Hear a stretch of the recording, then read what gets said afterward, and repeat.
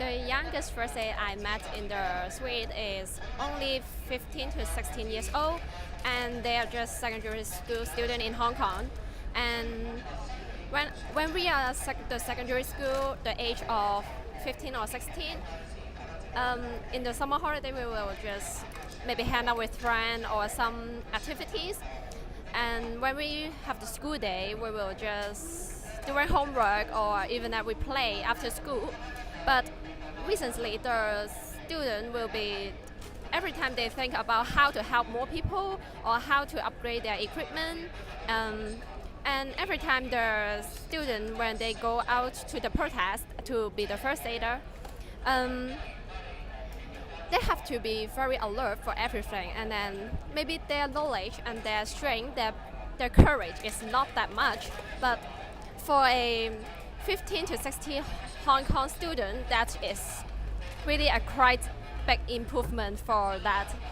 First, when I see so much Hong Kong young people or even a student to go up to protest, and then I think it's a bit embarrassed because in the first 2 months I'm not really participant in the protest. But after that, I found that I want to do something. But in last week, there is a boy to giving the leaflets in the street, and then some people attack him and makes his tummy have a scarf there, and at that time, even that he was sliding on the floor, he said that I want to go out tomorrow. I want to support the protest tomorrow. Yes, or some of them they get hurt, they will just always thinking about how's others people over there, and I want to go there for supporting. Most memorable part or some memorable scene when I was working as a first aider, I think it would be the refusal of medical aid to patients. Even if it's even when the situation is actually pretty critical. I've seen police arrest a protester, but I think he was barely conscious by then, and the team medic wasn't able to revive him, wasn't able to bring him back to conscious. We tried to offer help because some of our teammates are nurses, are doctors. They work in the medical field. They know what they're doing, but still the police would deny our help, which maybe in their eyes it's more effective to arrest a person in this way. But as a medical practitioner, people would view them as a patient instead of an arrested person. I think that's the most shocking thing to me is the clash of values. I think the most difficult part, or the hardest challenge we're facing right now is a trust that's broken between Hong Kongers, not just protesters, between Hong Kongers and the medical field. And sadly, this wasn't caused by us. I believe a lot of medical practitioners, they try to aid patients in the best way possible. But having police stationed in the hospitals, having medical records released, people don't feel safe anymore in the hospital. They don't feel it's a safe place for them to heal, to be treated. They think it's a risk instead of a safe place. And that broken trust is really heartbreaking for us. And that's why we have this gathering right here. Try to tell everyone that medical practitioners stand with every single Hong Konger. Yeah, I've seen cases where on the field, on the streets, definitely. But even in hospitals, I've heard cases where patients are dealt with differently. With police there inside the tents, inside the hospital, they're always asking it's causing harm to the patient because the patient can't safely tell us what's going on, so we can't give the most appropriate aid. Also, having police there is actually a violation of patient privacy. So it does hinder how we help patients. For so long, for the 4 months. Well, actually, for these 4 months, me and my team, we just go further and further. We just, for example, right now we actually stay at the front line with the protesters. So if you want to ask me what is the most impressed. I have to say it's not something good. It's not a good memories. Because when we're at the front line, we witness a lot of things. We witness how the police use their violence against the kids. So our team have treated many cases, seriously injured by bullets, by beanbag rounds, by rubber bullets, tear gas for sure. So we can just see that the violence is escalating. So there seems to be no ending. So if you want to ask me what's most impressive, is how unfair between the two forces, because the police, they have every gear they need. They have serious weapons which they claim is not lethal, but we can see how bad the damage they can cause. And what are the kids holding? They are just holding some plastic boards, and some just water bottles. So it's never fair. But however, we can still stand firm for 4 months. So this is because of Hong Kong people, we stick together. Well, actually, I didn't see the necessity to use the pepper spray on those who have already arrested, because you already arrested him, right? You got him apprehended, so there's really no need for any further use of violence or forces. So for example, they will use the pepper spray on those kids who that already got some wounds, so it will cause serious pain for sure, and we don't know what's the chemical ingredient inside the pepper spray, so we never know how bad the damage will cause to the wound. So to be honest, as a frontline first aider, we didn't have any much efforts to deal with the new ingredients, because it's still the same method we use to treat those injuries. So to be honest, we don't really know what's the ingredient inside, but we have to wait and see what's the effects later. So as a frontline first aider, we just still using the old ways how we treat the cases. Yeah, but of course there is a potential risk, because we don't know what's inside, and the ingredients, they keep changing, and the supplies keep changing, which is something that we can never get control of. Well, for example, the water cannon, they used some blue dye. They claim that there are no toxic ingredient inside, but of course we know that is not true, because for example, last Sunday, our team, we got hit by the water. It actually burns until the other morning. So it's nonsense that you said it's non-toxic. And you can see that the police forces are using their tear gas or water cannons towards civilians more and more often. And those civilians, they didn't have protective gear, right? They just walk by, and suddenly you just throw a tear gas towards them. So to the elderly, to those who have respiratory problems, it's for sure that it will cause some damage to their respiratory system, and we can never estimate the pollution to the environment, right? So when they fire the tear gas, for example, inside a city, the people living upstairs, they keep their windows open, but you didn't give them warning, and then you just fire the tear gas. So and then all the tear gas just went inside their home. Okay, so even for us, we have protective gear. It's not tolerated well. So what do you think? What do you expect them to feel? Yeah, to be honest, there's one time when I was in Yunnan, after everything is settled, and I went to the bathroom in the shopping mall.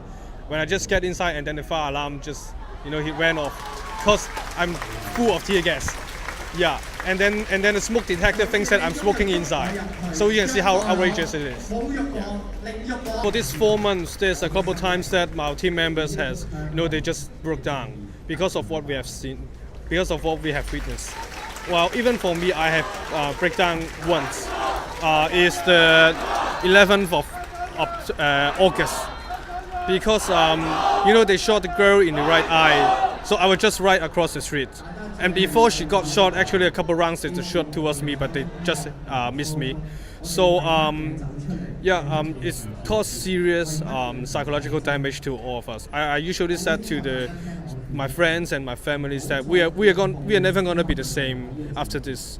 And it's hard, because it's hard that we witnessed it, but we couldn't do anything about it. And no matter how many people we saved, we just couldn't overcome that feeling. So actually, I know that some of my team members, they already they went to see the psychiatrist to maybe just get some medication for sleep. So yeah, it's totally unhealthy. If you ask me if I still fear going to the front line, actually I don't, because if we as a first aider we're afraid to go out there, then who's going to stand with the kids? I can say that there are not many teams that they will stand at the same position with the kids. So all that we do, why we stand with them, is to let them know that if they ever got shot or get injury, we will be there for them. So it's not that I don't fear of getting shot or fear of getting arrested or maybe fear of dying. I just leave that all behind. We didn't really have time to think about that. Well, I actually just quit the job for 2 months already. Yeah, I quit the job for 2 months. But all the other members in my team, they're still working at their current career. So we are just all striving to find a way to cope with this double life. I truly hope that the world out there, they can see what's happening in Hong Kong. Because to be honest, I don't really know how much information they can get. But we are at risk, we are at a great risk, because we never know how it's going to be. And there just seems to be no way out, and there doesn't seem to be an end. So to be honest, I don't really know what the other countries can do for us, but we just hope the world to see the truth. Yeah, no matter we win or we lose. What we want to say or send a central message to the government and the people of Hong Kong is now the police brutality is very serious. Most of the people in Hong Kong are getting very angry with this kind of police brutality. And because the Carrie Lam's administration will try to allow the abuse of police force on most of protesters and even on the citizens of Hong Kong. The situation now become very serious. Is the police, Hong Kong police abuse their force, but they try to use unreasonable force to injure the protesters or even the passers-by in Hong Kong. That's a very serious situation. That's number one.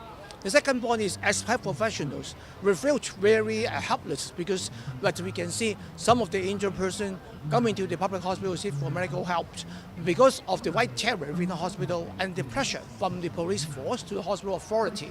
So some of the protesters' identity may be unnecessarily revealed to the police, and then the injured person may get arrested when they seek medical help. So that is a very unsafe situation. All the measures, either the abuse from the police force and the unreasonable right terror of the hospital authority administration, will make the hospital become a very unsafe environment. Injured person dare not seek medical help formally from the public health services. They may try to turn into underground kind of treatment, which is rather incomprehensive and unnecessary and may cause a lot of post-rehabilitation consequences. So tonight's central message, that's number two, but we want the government to rectify the situation, and also the police try to, must have some sort of check and balance, try not to abuse the force. Because we all try to make Hong Kong as normal and return back to normal as fast as we can. But unfortunately, as you can see, the Carrie Lam's administration is trying to do a lot of unnecessary measures that escalating the event. That make most of the people in Hong Kong, very disappointing. What we try to want is an independent commission. We investigate wholly and comprehensively the event and do a check and balance, make sure the people in Hong Kong and everyone in Hong Kong have a fair and justice treatment and a kind of evaluation. 唔係，其實望住佢哋俾人捉，即係自己都會 hurt 㗎咯，因為即係之前嗰時我驚，我以為我跑唔知有個手足係搭住我膊頭一齊跑咯，嗰陣時係。即係我哋其實都係會，即係就算大家唔識大家蒙住面都會互相喺度幫大家，即係都係盡量係不被捕咯，不流血、不受傷、不被捕。都係覺得我咁細個出好危險啊嗰啲咯，即係啲警察太暴力啊嘛。如果唔出嘅話，就即係唔知會唔會有機會再出，同埋冇可能抌低其他出晒嗰啲見死不救啊咁樣嗰啲，即係淨喺度喺電視度望住佢哋咁樣出，但自己又淨係喺屋企度涼冷氣咁樣，冇講冇可能咯，即係自己一定要參與咯係。咁冇啊，我哋都係講公義嘅啫，係嘛啊？即係希望盡一分力守護我哋嘅年青人咯啊！我哋爭取嘅係民主自由，呢個係普世嘅價值啊！行喺呢條路上面嘅，我哋就叫做公義；反對呢啲嘅，呢啲叫做極權啊！咁我哋當然係支持公義啦，支持爭取民主呢個普世價值，大家認同嘅嘢啦。呢個係相輔相成嘅。首先係警察嘅暴力升級啊，抗爭者嘅只係回應同埋保護自己嘅啫。到今天為止，抗爭者大部分最極端做嘅嘢都係打爛件嘢。警察做嘅嘢係殺人、係放火、係傷害人嘅身體，兩者嘅本質係唔一樣嘅啊！唔能夠話大家都同時升級，本身係唔對等嘅啊！警察係有晒全部殺人最先進嘅武器，而且有晒法律嘅保護。示威者只係一種抗爭，喺度掙扎嘅啫，所以唔能夠話雙方面同一樣嘢嘅。係啊，因為我哋原先係和平示威遊行噶嘛，佢而家警察或者政府連呢樣嘢都唔俾我哋啊嘛，咁我當然你唔俾，咁我行出嚟嘅，咁係咪算抗爭啊？係咪反抗啊？當然係啦，呢個自由世界嘅普世價值觀嚟噶嘛咁唔通你面對極權，面對人哋侵害你嗰陣時，我唔可以反抗咩？呢個當然係必要啦，呢個整個西方世界都容許嘅嘢嚟㗎呢個文明嘅價值觀嚟㗎，呢個係。當然會有人係咁樣諗啦，我都覺得打商店係唔啱㗎咁但係有時你凡事唔係睇嗰件事本身㗎嘛，你有前因後果㗎嘛打嘅唔係所有商店啊嘛，香港嘅抗爭者唔係無差別地去所有商店走去搶掠、走去攻擊啊嘛，而只係某一個即係一兩個品牌嘅，而呢個品牌係支持警察去進行暴行嘅，咁所以先係打爛嗰啲嘢啫嘛。當然作為我嚟講，我都唔贊成嘅。我只係認為經濟制裁唔買嘅嘢就已經足夠㗎啦咁樣。咁我喺呢度都借呢個機會勸呢啲抗爭者唔好做呢啲行為咯咁樣。但係我哋要識得分重要咯。最主要嘅就係警察停止咗佢嘅暴力，我相信抗爭者就唔會再有呢啲行為㗎啦。係啊，個政府完全唔回應啊嘛。我哋用晒所有和平理性嘅方法，100萬、200萬人上街，但係個政府係唔睬你啊嘛。咁先至激發啲市民更加用進一步嘅方法嚟到去表達我哋嘅訴求啫嘛。呢個責任係喺政府度，唔係喺市民嘅身。咁起碼政府要回應我哋嘅訴求啦。第一步必須要查警察啦，成立獨立委員會啦。我哋講咗咁耐，係嘛？